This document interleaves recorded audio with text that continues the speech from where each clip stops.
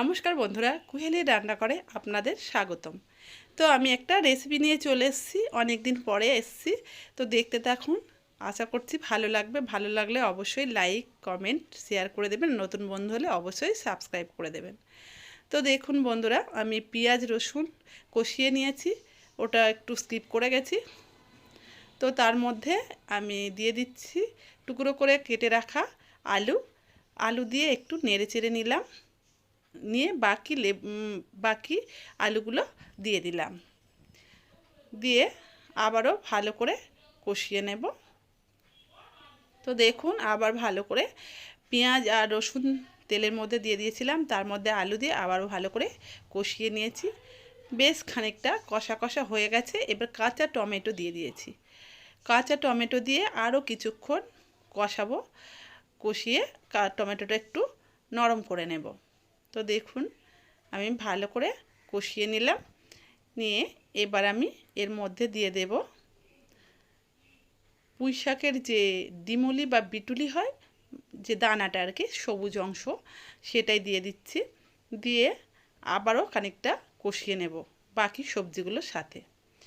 তো এইভাবে ভালো করে কষিয়ে নিতে পারেন, আবার আলাদা আলাদা সব সবজিগুলো ভেজে নেওয়া যায়। তো আমি একেবারে ধীরে ধীরে দিয়ে কষিয়ে কষিয়ে নিচ্ছি। তো দেখুন, এবার আমি দিয়ে দিচ্ছি শুটকি। তো এগুলো হচ্ছে লোটে শুটকি। লোটে শুটকি কেটে পরিষ্কার করে আমি গরম জলে ভিজিয়ে রেখেছিলাম। ভিজানো শুটকিগুলো দিয়ে আর ওর মধ্যে দিয়ে আবারও কষাচ্ছি ভালো করে। কষাতে কষাতে বাকি গন্ধগুলো, মানে কষাতে কষাতে গন্ধগুলো চলে যাবে। আর বাকি সবজিগুলো দিয়ে দিচ্ছি, যেমন বেগুন দিয়ে দিচ্ছি, এর মধ্যে শিম দেয়া যায়, মানে আরও অনেক সবজি দেয়া যায়। তো আমি বেগুন দিয়ে আবারও কিছুক্ষণ কষে নিচ্ছি। কষিয়ে বেশ একটু নরম নরম হয়ে গেছে। এবার আমি হলুদ আর লঙ্কা গুঁড়ো পরিমাণ মতো দিয়ে দিলাম, দিয়ে আবারও বেশ ভালো করে কষাবো। তো ধীরে ধীরে কষাচ্ছি দেখুন। আর কষাতে কষাতে সবজিগুলো বেশ নরম হয়ে গেছে। আমি এবার দিয়ে দিচ্ছি আদা পেস্ট, আর আমি এর মধ্যে দিয়ে দেব জিরে আর ধনে আর সর্ষে বাটা। তো সেটা কোনো ক্রমে হয়তো স্কিপ করে গেছি, যাই হোক। এবার দিয়ে দিলাম লবণ। লবণ দিয়ে আরও কিছুক্ষণ কষাচ্ছি দেখুন।